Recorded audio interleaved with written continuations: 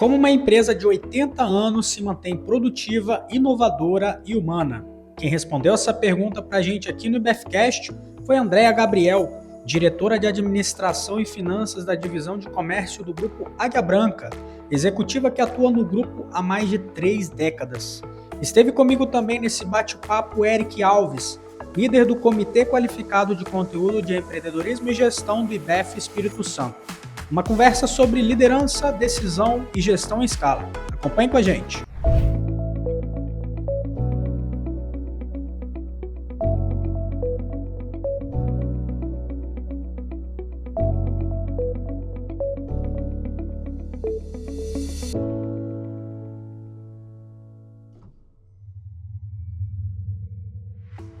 Andréa, obrigado por receber a gente aqui nos escritórios da Holding da Águia Branca, escritório muito bonito, inclusive.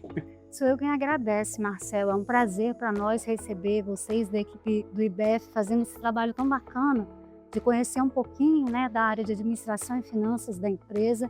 Inclusive, essa área nossa aqui, que vocês estão tendo a oportunidade de conhecer, é o nosso laboratório de inovação, porque, como vocês sabem, o nosso grupo é incansável na busca por melhoria contínua, por incentivar as nossas equipes a fazer realmente projetos de inovação. Nós temos uma área, nós temos toda uma trajetória aí de inovação, que o grupo é um grupo que esse ano a gente tem orgulho de dizer que completa 80 anos e sempre estimulando as pessoas a se engajarem, a promoverem também, a serem protagonistas da inovação dentro do Grupo Águia Branca. E você fica na divisão de comércio, atuando na parte financeira do grupo, né? Exato, a minha área de administração e finanças dentro da divisão comércio do Grupo Águia Branca. E esse espaço, Marcelo, como nós estávamos citando, é um espaço totalmente aberto aqui para os colaboradores, para as reuniões, para iniciativas, para avaliações de negócios. E claro que a nossa busca por inovação ela não fica restrita a essa sala. Ela permeia pela oficina, por todas as nossas áreas, a nossa área comercial. Então, aqui sim, é de fato uma área realmente destinada para que essas reuniões aconteçam, para que a criatividade aconteça, mas ela não fica aqui nesse quadrado. Ela tem que ser, ela não fica restrita aqui. Ela tem que ser. Está na cultura da empresa. Está na cultura, está no DNA, está no sangue aí dos nossos colaboradores, é a filosofia Kaizen, que é a melhoria contínua e, de fato, aí também a inovação. E é só para o pessoal entender um pouco da estrutura da empresa, né? Você tem a divisão de comércio que lida ali com algumas concessionárias de automóveis, importação, de veículos elétricos, da BYD também, né? E o Brasil inteiro, né, Marcelo? Você está falando de Exato, exato. Isso. O Grupo Águia Branca hoje possui pouco mais de 20 mil funcionários. O grupo ele tem algumas divisões de comércio, tem a passageiros, tem a logística e a nossa divisão de comércio. Nós temos hoje mais de 120 concessionárias espalhadas pelo Brasil. Trabalhamos com BYD, com Toyota, com Jeep, Ram, Mercedes-Benz Automóveis, Mercedes-Benz Caminhões e também a concessionária New Holland em Goiás. Maravilha. Vamos conhecer um pouco mais dos espaços aqui, vamos para outras áreas também.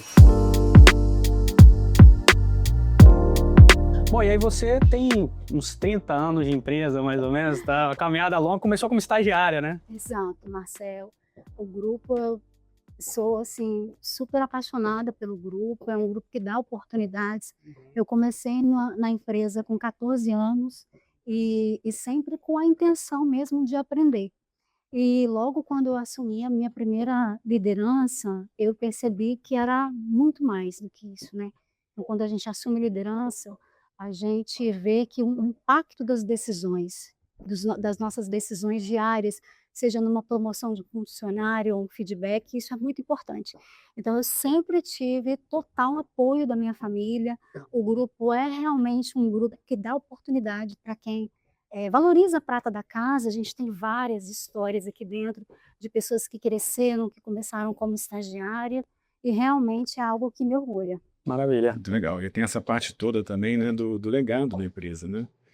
E até essa parte da comunicação. Tem umas frases aqui, né? Essas frases são maravilhosas e realmente a gente consegue observar que o que está escrito é o que se faz na prática, né? Que é o mais importante de você colocar em prática realmente aquilo que você tem como mantra, tem como objetivo da empresa. Né? Exato. Mover o mundo com excelência e respeito às pessoas, esse é o propósito do grupo. E a gente não pode só escrever, a gente precisa viver. Sim. Então a gente, de fato, tem isso de uma forma, é um reflexo que a gente tem dentro do Grupo Águia Branca, oportunidade que a empresa tem, que os funcionários têm de crescer e de prosperar junto com a empresa. Perfeito. Estão torcendo para o Brasil, inclusive, aqui, isso aí, certamente. clima de Essa de Copa, gravando aqui em época de Copa.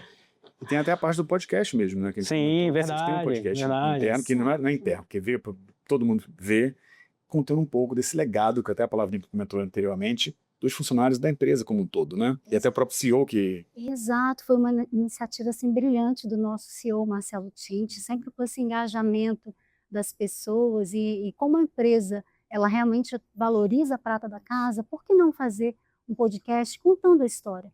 Primeiro contando a história dos fundadores, contando a história de como os diretores chegaram até esse lugar e também a trajetória de todas as pessoas que fazem parte do Grupo Águia Branca. Então, realmente foi algo assim visionário da parte do Marcelo Tinti, nosso CEO, e que traz um engajamento e um senso de pertencimento, porque os funcionários veem aquilo ali, compartilham com a família e falam, poxa, eu também posso chegar nesse lugar. Inclusive, Perfeito. foi uma das primeiras convidadas do podcast, né? Na verdade, Exato, foi um exato. prazer enorme. E como é que é ser mulher nessa área das finanças? É um mundo que parece muito masculino, né? Mas a gente vê pelos valores da empresa também muita diversificação na questão do sexo dos funcionários. Então, para você, foi algum desafio? Você teve algum desafio nessa caminhada por ser mulher? Olha, para a mulher é sempre um pouco mais difícil, né? Então, falando um pouquinho de números, hoje a nossa divisão comércio, nós temos 38% do nosso universo total composto de mulheres, 38%. Então, quando a gente fala de ter mulheres no quadro, não é sobre competir, mas é sobre somar. E eu sempre tive muito apoio das nossas lideranças, apoio de toda a equipe. Então, esse número não é algo que nós traçamos como meta. É algo natural. É algo Isso. natural. Então, quando você tem uma liderança inclusiva, isso acontece de forma naturalmente, né? De forma natural. E essa diversidade é importante, né? A sensibilidade. Então, a mulher não deixar de ter realmente a essência dela, que trouxe ela até aqui, a sua feminilidade, né? O seu tratar ali, o seu estar atento realmente aos detalhes. Então, é muito mais sobre somar.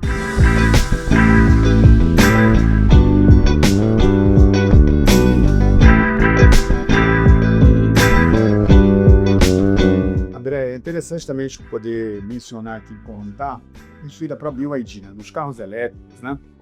Em 2022, quando tá engateando, né, Marcelo? Verdade. O mercado aqui, foi uma atitude bem corajosa, né, do grupo, você como diretora financeira, porque obviamente você sentiu ali o termômetro do mercado e ao mesmo tempo aquele friozinho na barriga, né, que você estava em uma situação super inovadora à época, no sentido do próprio mercado de elétricos.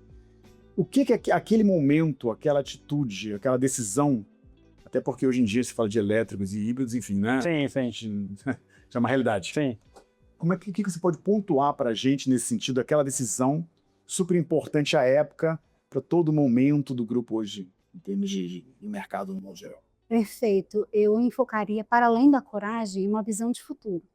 Porque independente de números, de viabilidade econômica, de análise de payback, independente disso, era de fato algo que precisava acontecer no mercado, né? Nosso grupo sempre com essa visão de futuro, uma visão pioneira, realmente saiu na frente com essa decisão. Então, já sabíamos que era um mercado que era uma decisão sem volta e que a gente precisava apostar. Inseguranças, incertezas, com certeza vinham a todo momento, como há em qualquer decisão de novo negócio, né? Você tem ali uma viabilidade financeira, mas tem todo um cenário político, econômico, que pode mudar o tempo inteiro, que pode interferir. Mas, de fato, foi uma decisão corajosa, alinhada a uma visão de futuro. O público mesmo, né, do elétrico, é bem diferente até da época que você, né, usualmente tinha como das concessionárias do grupo, né? Então, até isso, né? Você vê o novo, não só na decisão do mercado, o público que estava vindo junto, é interessante também pontuar, acho que nesse sentido também. A questão do público. É um pouco diferente porque disso. imagina que a gente está falando de um produto novo, de uma montadora chinesa, então toda ali a desconfiança do mercado, do consumidor.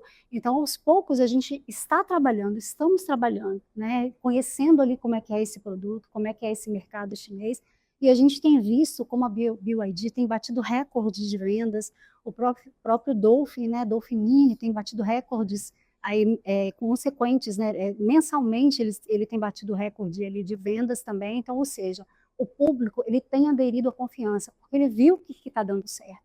Então, a gente já atuava no mercado, né, começando ali com o Toyota desde 92, 94.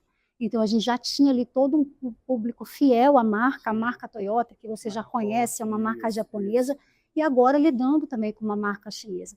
Mas, aos poucos, a gente percebe pelos números, pelas vendas, de que, de fato, a gente tem conquistado, sim, a confiança dos nossos clientes. E antes da Águia Branca fazer esse movimento de importação, né, de carros elétricos, eu era um pouco cético, pessoalmente, com relação a carro elétrico no Brasil, porque a gente tem uma alíquota de importação muito alta, mas os carros chineses eles se diferenciaram bastante por conta de preço, né? Os chineses conseguem fazer uma escala muito grande, o preço cai bastante, isso acabou viabilizando, então, a própria característica da indústria chinesa. Você tem preço, você tem tecnologia, você tem a economia também ali de combustível, então muita gente faz o quê?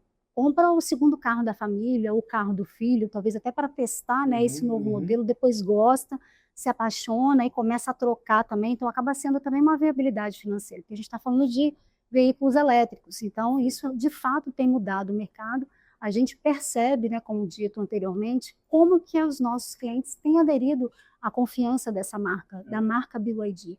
Então é algo realmente, veículos elétricos veio para ficar.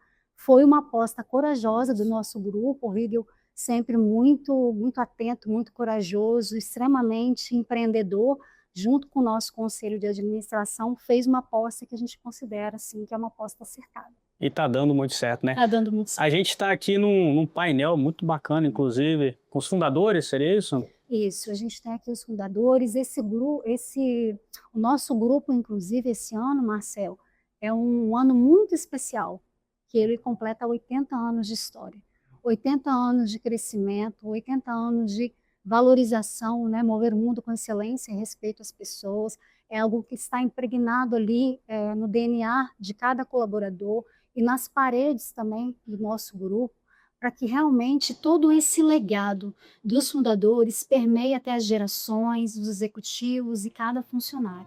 Então, 80 anos, de fato, é 80 anos de sucesso. Maravilha.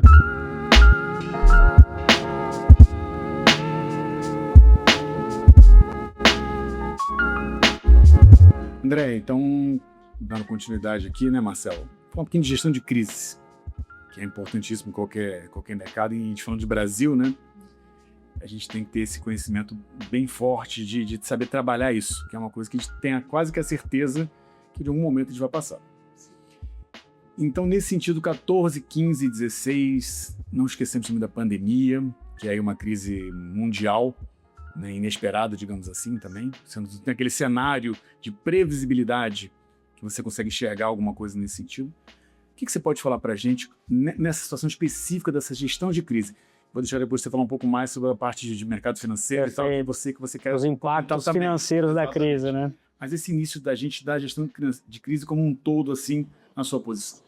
Sem dúvidas, quando a gente fala de crise, a crise sempre nos ensina, né? Aquilo que não nos mata, nos fortalece. Então, em todas as crises, pegando essa primeira que você citou, de 2014, 2016, então, imagina um cenário político extremamente desafiador, a gente teve nesse intervalo aí também impeachment de Dilma, alta de juros, desemprego aí chegando aproximadamente 11% também nesse período, então crédito também um pouco mais restrito, sem dúvidas nenhuma, né? Nesse momento de crise é que a gente se une ainda mais, reavalia contratos, avalia o que a gente pode fazer para, de fato, sempre visando, né, uma economia, redução de custos, o melhor custo ali, né? Então a gente sempre faz ali, nesse momento, a gente monta um grupo de gestão de crise, junto com a área financeira, junto com a nossa área comercial, entendendo aquilo que pode ser eliminado de custo, aquilo que pode ser postergado e aquilo que pode ser adiado. Então, nesse momento, é isso que precisa ser feito. Um planejamento, unindo ali tanto a equipe financeira quanto a equipe comercial, engajando as pessoas e, é claro, né, cuidando também das pessoas. Quando a gente fala de crise, a gente fala também de sentimento, então a gente fala de medo das pessoas, né? Então, cuidar ali também dessas pessoas foi algo fundamental. Quando você citou também a pandemia, né? O que foi a pandemia? A gente teve que também lidar ali com o sentimento das pessoas. Eu me recordo que nesse período, às vezes 6, 7 horas da manhã, eu estava reunida ali junto com o nosso CEO, junto com a nossa equipe financeira, vendo o que a gente tinha de recursos, né? O que a gente poderia ali planejar.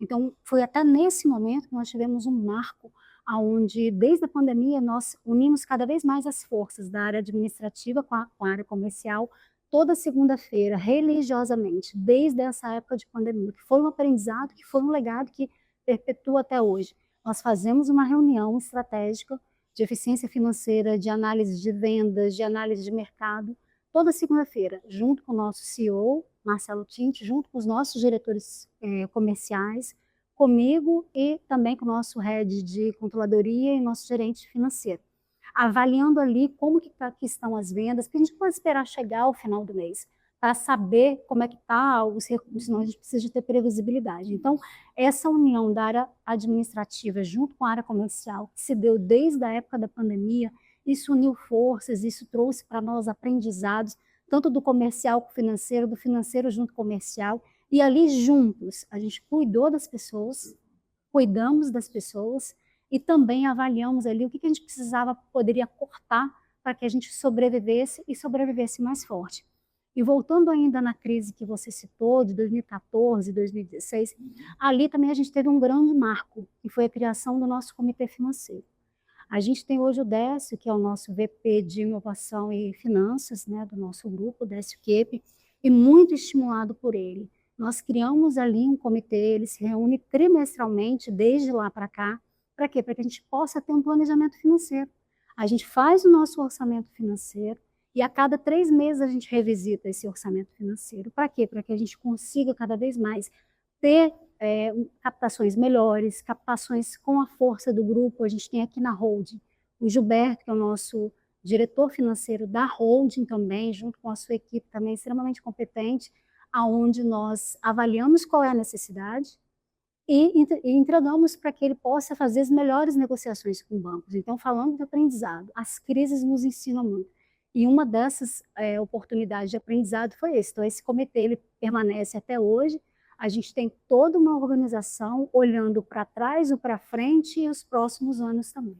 Perfeito. E, inclusive, essa questão do juro, né? Como você já trouxe, que realmente foi bastante importante ali no período de 13 a 16, 14, 15, 16, né? Teve também uma recente alta dos juros depois da pandemia, que a gente teve problemas ali de oferta e demanda disparar, né? Fez disparar a inflação. O Banco Central precisou jogar esse juro lá para cima, bateu 15% recentemente. Começou uma trajetória de queda agora, vamos ver até onde vai, né? O mercado está, inclusive, revisando isso constantemente, mas para a divisão de comércio, principalmente venda de veículos, né? Você tem uma dependência muito grande com o juro. O juro mais baixo favorece muito as vendas. Não sei como é que é o nível de alavancagem também da operação de vocês, mas impacta também na despesa financeira, né, um juro mais alto. Então, como é que vocês têm lidado com essa questão do juro mais alto, desde aquela época ali, 15, 14, 16, e agora também com esse período de juro mais alto? Tem também a questão da Águia Branca Seguros, né, que acaba ajudando de alguma forma por meio de consórcio. Né? Bom, então vamos lá responder. Quando a gente fala de juros, então uma oportunidade, porque crise também sempre trazem oportunidades. Nessa crise lá da pandemia, a Selic chegou a 2%. Então também foi uma grande oportunidade para a gente reavaliar ali todo o nosso mapa da dívida, reperfilar a dívida. Então, você imagina, chegar a 2%, então a gente também aproveitou essa oportunidade, junto, né, com essas decisões desse comitê financeiro estratégico que nós citamos. A palavra-chave é eficiência financeira. Então, quando eu citei para vocês que hoje nós temos um total alinhamento com a nossa área comercial, isso realmente ela é exercida na prática. Então, quando você tem concessionária, você tem estoque. E quando você tem estoque, você não pode ter estoque antigo. Estoque antigo é capital congelado. Então, a gente trabalha nessas agendas de segunda-feira com metas. Então, nós temos também, para além das metas de comerciais de venda e pós-venda, nós temos também a meta da eficiência financeira. Então, sentamos ali com os nossos diretores comerciais, com os nossos heads, avaliando ali o que a gente tem de capital congelado, o que a gente tem de inadimplência, para que a gente consiga ali, sim, trazer mais essa eficiência de caixa para a empresa. E quando você fala de juros altos, então, esse comportamento ele é extremamente importante. Então, nós fazemos uma avaliação de previsto e realizado, não só de vendas, mas de custo, desde a nossa alta administração, com gerentes, eles sabem o que acontece até a linha final, então a avaliação do custo financeiro, ela é conhecida por todos e a gente tem essa meta em conjunto de eliminar esse custo financeiro. Então, isso é um trabalho comercial. E o trabalho, como eu citei, do planejamento, quando a gente tem a força do Grupo Águia Branca, quando a gente tem uma equipe competente que faz as negociações com o grupo, a gente consegue cada vez mais ter essas vantagens competitivas e tentar cada vez mais um spread menor, né, por força dessa credibilidade que a gente tem, pela força do Grupo Águia Branca, pelo relacionamento também junto com os bancos, e trazendo essa eficiência para a nossa operação. Quando você falou de consórcio, né? Então hoje a gente precisa oferecer para o cliente um portfólio de opções. Para além das vendas de veículos, né? Nós temos também o Gol Drive, que você está citando, você é cliente, né? Bom saber, ainda bem que vocês são clientes. Então nós temos o Gol Drive, que também são veículos por assinatura. Nós temos essas marcas todas que nós já citamos para vocês, que a gente trabalha, e também tem a opção de consórcio.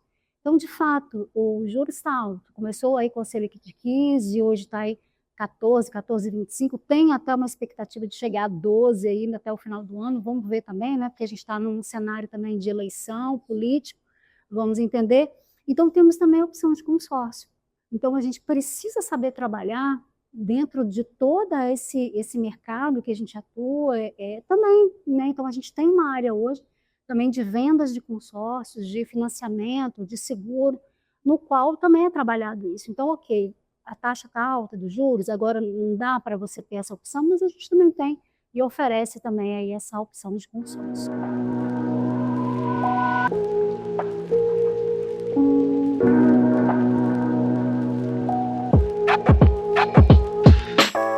Bom, já caminhando para o final, com essa vista maravilhosa aqui da Baía de Vitória, terceira ponte. O Eric, inclusive, que é de fora, né? Deve ter se impressionado aqui com Vitória. E até hoje não me canso de olhar. Sempre que eu posso, é uma cidade lindíssima, belíssima, muito, muito bonita de verdade. Quer que eu fale já o quê? Sim, você já toca. Final, então tá bom. Não, eu tô falando do time mesmo. Ah, sim. Não é o corte. Entendi. Já você quiser entrar no clima. Entra no clima, vamos deixar ele cortar. André, a gente estava falando aqui sobre inspiração, sobre vista, enfim.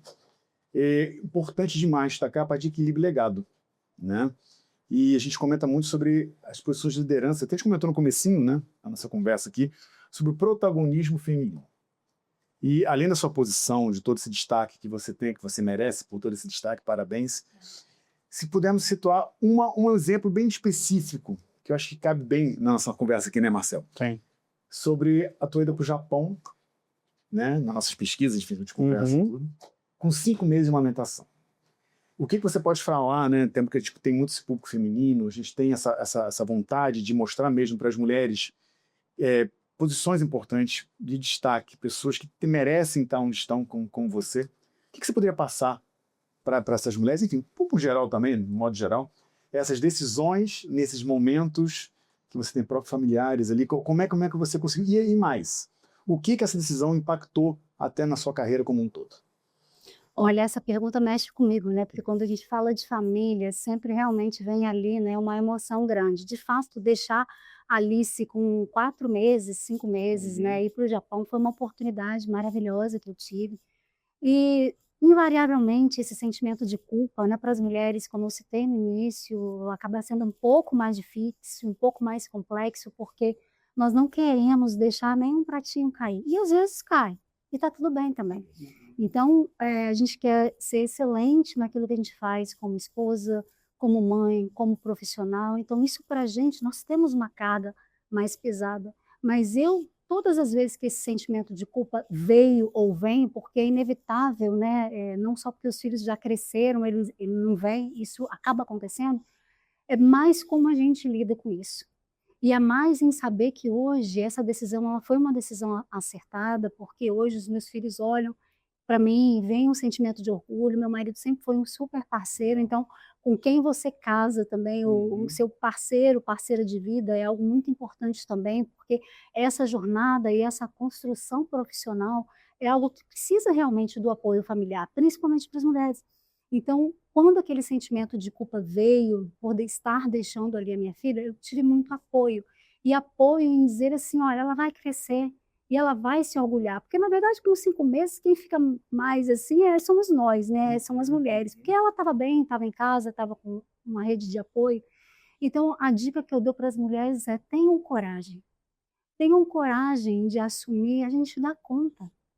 E eu preciso relatar, sem citar um nome, essa semana eu tenho uma pessoa na minha equipe, ela está assumindo uma nova função, e ela tem um bebezinho que vai fazer 2 anos. Quando ela ouvir esse podcast, ela vai saber que é ela. E ela falou assim: "Andréia, mas como é que eu faço agora? Eu vou deixar meu filho, vou assumir, é uma área nova, como é que eu faço?" Eu falo assim: "Vai, vai, vai, porque seu filho vai crescer, ele vai se orgulhar de você. E outra, por que que a gente tem que tomar uma decisão entre ser uma coisa e ser outra? E por que que a gente não pode ser as 2? Mas se você também tiver que fazer a escolha de ser uma dona de casa, de cuidar dos seus filhos, a coisa mais linda também, é uma decisão da mulher, é uma decisão da família, mas por que não ser as 2 coisas?" E isso também eu aprendi, porque a gente precisa estar atento também, estar com o olhar voltado para o filho, não só quando ele é pequeno, né, a gente conversava agora há pouco nos bastidores. Não, quando ele cresce também, você precisa saber quais são os seus sonhos, você precisa saber onde ele quer chegar, quais são os seus medos, quais são suas frustrações. E não só quando pequeno, muito mais ainda quando eles vão crescendo, estando na adolescência, as decisões também de carreira. Então, todas as vezes que esse sentimento de culpa vem, eu tento ressignificar e falar: perfeita a gente nunca pode ser, mas excelente sim a gente pode. E incentivo a todas as mulheres a ocupar esse lugar, quem realmente quiser ocupar esse lugar, a gente dá todo o apoio. Eu gosto muito de estar nesse meio também das mulheres, contando um pouco a minha história, que não foi fácil, que não é fácil, mas que a gente pode sim, e seja com rede de apoio, ou seja também com apoio das lideranças. Sempre tive líderes que me inspiraram, líderes que sempre acreditaram muito também em mim, e isso faz parte, né. Então a gente dá esse apoio para as mulheres é algo extremamente importante. Interessante, essa sensibilidade feminina, né? Ela que passou por isso, ela consegue identificar com facilidade a situação que o colaborador está passando, né, para que consiga trazer resultados interessantes para a vida pessoal, né, do colaborador, quanto para profissional também. E esse é um dos legados que você gostaria de deixar na sua passagem aqui pela Águia Branca? Olha, quando você fala de legado, eu quero deixar para além disso, né, dessa valorização que o grupo dá para as mulheres, porque como eu disse, não é sobre competir, mas é sobre somar, é deixar pessoas muito melhores do que eu. Isso para mim seria um legado. Hoje eu tenho na minha equipe pessoas que são excelentes, que são melhores do que eu. Então o líder, independente da área, se é de finanças, se é comercial, seja ele qual for, ele precisa ter na equipe dele pessoas melhores do que ele. Então, o que eu gostaria de deixar como legado é isso. Hoje a nossa administração e finanças, ela é reconhecida como um setor que de fato agrega para os resultados da empresa. Então essa valorização que a nossa alta administração dá, então continuar com esse legado de valorização, de saber que com o crescimento da empresa, né, você ter uma governança bem estruturada, uma área financeira bem estruturada, uma área jurídica, de RH, enfim, uma área administrativa de back-office como um todo. Então, quanto mais você cresce, mais a importância de você aprimorar a sua governança. Então, o legado é esse, e que as pessoas que realmente estiverem ali sucedendo, elas sejam melhores, elas estejam com esse olhar voltado para o negócio, sendo parceiros do negócio.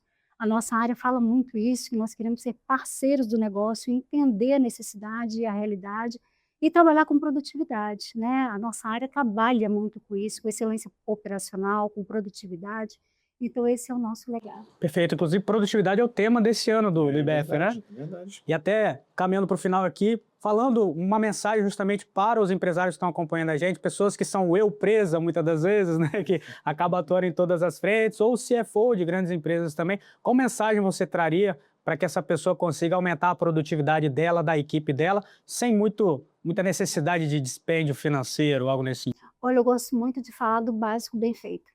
E o básico, para além das tecnologias, seja IA, seja processo de robotização, excelência operacional, como a gente tem isso muito forte dentro da nossa empresa, excelência operacional, produtividade, buscar ferramentas que de fato trazem mesmo, né, uma excelência ali no nosso atendimento, porque quando a gente fala de excelência, a gente não pode se restringir apenas ao atendimento ao cliente externo. O cliente interno também tem uma área de back-office, também faz muito esse papel. Então, quando eu falo do básico bem feito, é você começar definindo prioridades, é você delegar, né? Você não centralizar, porque a gente só dá conta de um crescimento forte quando você delega. Então, você precisa delegar, você precisa acompanhar e você precisa desenvolver as pessoas, porque esse é um grande papel do líder. E uma pergunta que meu CEO sempre faz muito, depois que eu descobri que é de um livro chamado Essencialismo, que eu, inclusive, indico para todos, já leu? Então, você já sabe qual é a pergunta. Qual é o problema que a gente quer resolver? Então, isso muda tudo. Qual é o problema que a gente quer resolver na semana? Qual é? Você faz uma reunião, ela precisa ser produtiva. Então, o que nós vamos resolver com essa reunião? Ser intencional, né? Você ser intencional. Então, você ter uma pauta definida, quando você fala de produtividade. Ter uma pauta definida, o horário para começar, o horário para terminar. Quando você sai daquilo ali, você já sai com um plano de ação, porque às vezes acontece você faz uma reunião para fazer uma reunião para aquela outra que não fluiu. Então, com horário para começar, horário para terminar, com pauta definida, com plano de ação, quem que vai fazer o quê e qual é o problema e aonde a gente quer chegar.